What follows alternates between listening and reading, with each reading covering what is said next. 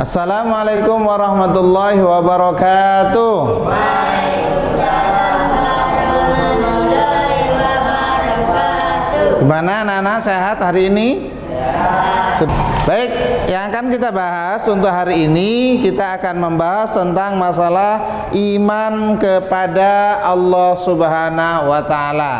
Iman adalah percaya atau membenarkan. Oke. Itu secara bahasa, akan tetapi secara istilah yang dimaksud dengan iman itu adalah kepercayaan yang diyakini kebenarannya dalam hati, diikrarkan dengan atau secara lisan dan direalisasikan dengan perbuatan. Abu Jahal, Abu Lahab, dan abu-abu yang lain itu mereka yakin kalau Allah itu ada, yakin kalau yang menciptakan dunia itu adalah Allah, yakin yang menciptakan langit itu juga Allah. Tapi karena mereka, Abu Lahab, Abu Jahal itu tidak mau berikrar dengan mengucapkan asyhadu an la ilaha illallah wa asyhadu anna muhammadar rasulullah, maka mereka tidak dianggap beriman kepada Allah Subhanahu wa Ta'ala. Ya, jadi iman itu ada 3 unsur. Yang pertama tadi keyakinan di dalam hati, diikrarkan secara lisan. Apakah itu sudah cukup? Belum. Karena harus ada yang ketiga, ada realisasi dalam perbuatan, dibuktikan dengan perbuatan. Hatinya iman kepada Allah, percaya kepada Allah, sudah mengucapkan ikrar bahwa dia percaya kepada Allah, bersyahadat, tapi kok perbuatannya tidak menunjukkan keimanan, maka imannya dianggap tidak sempurna. Ingin tanya sekarang, percaya nggak kalau Allah itu ada? Ini penting, ini mendasar buat kalian loh ya. Untuk mengetahui keberadaan Allah, bahwa kita iman kepada Allah itu ada 2 cara. Namanya dalil. Dalil itu adalah dasar yang dijadikan pedoman. Namanya dalil. Kita lanjut ya. Dah. Nah, eksistensi keberadaan Allah. Nah, kita harus tahu dalilnya. Dalil itu dasar pemikiran, ya, yang kita jadikan dasar sebagai bukti bahwa Allah itu ada. Maka di sini dalil yang digunakan itu ada 2. Satu, dalil akli, dalil yang didasarkan dari akal atau dapat dijangkau oleh akal. Sekarang saya ingin tanya sama kalian semua, bangku, nah bangku, ini ada yang buat nggak? Ada. Laptop ada yang buat nggak? Ada. Siapa yang buat? Manusia. Oke. Tas?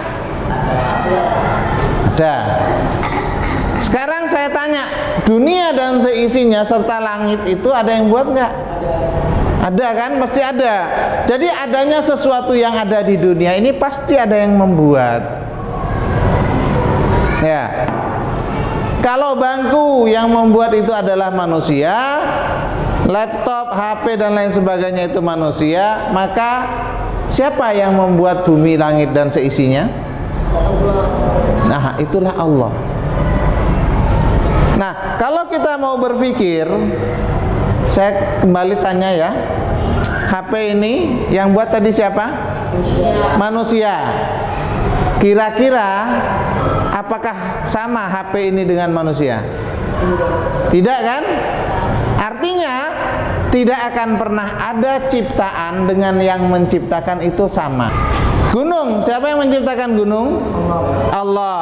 Kalau Allah disamakan dengan gunung, marah nggak Allah? Marah. Makanya Allah itu paling benci kalau disekutukan. Karena Allah yang menciptakan gunung, maka Allah tidak akan pernah sama dengan gunung itu.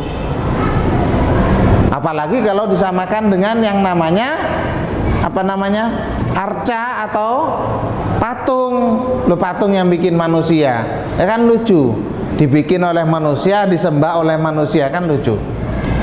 Makanya Allah itu tidak akan pernah bisa digambarkan dengan apa-apa. Ini secara akal ya. Makanya ini disebut dengan dalil akli, dapat dijangkau dengan akal. Artinya apa? Segala sesuatu itu pasti ada yang membuat. Dunia dan seisinya ini ada yang membuat. Siapa? Allah. Oke. Yang kedua adalah dalil nakli. Dalil nakli itu adalah dalil atau dasar yang diambil dari Al-Quran maupun Al-Hadis. Kita coba lihat.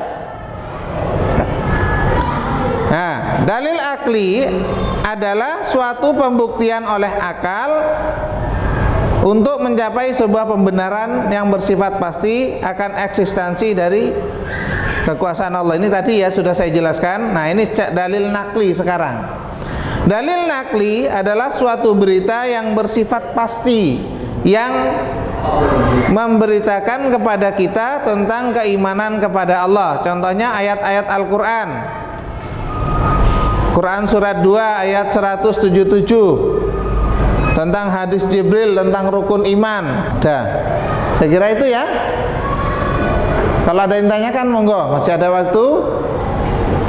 Jangan disimpan dalam hati karena itu malah engko dadi udunen. Ya. Malu bertanya, sesat di jalan. Kalau saya sekarang rubah, malu bertanya sesat di kamar, karo kuncine nanti kadem takok.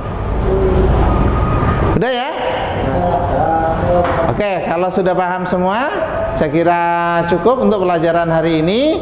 Kita lanjutkan untuk pembahasan selanjutnya di minggu yang akan datang.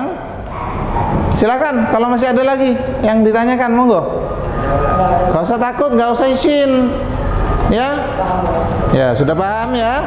Saya kira saya akhiri. Sekian dulu, kita berdoa kepada Allah, mudah-mudahan apa yang kita dapat pada hari ini bermanfaat buat diri kita, bermanfaat buat keluarga kita, dan juga bermanfaat buat agama dan bangsa kita. Amin Allahumma amin. Dari saya kurang lebihnya mohon maaf. Assalamualaikum warahmatullahi wabarakatuh.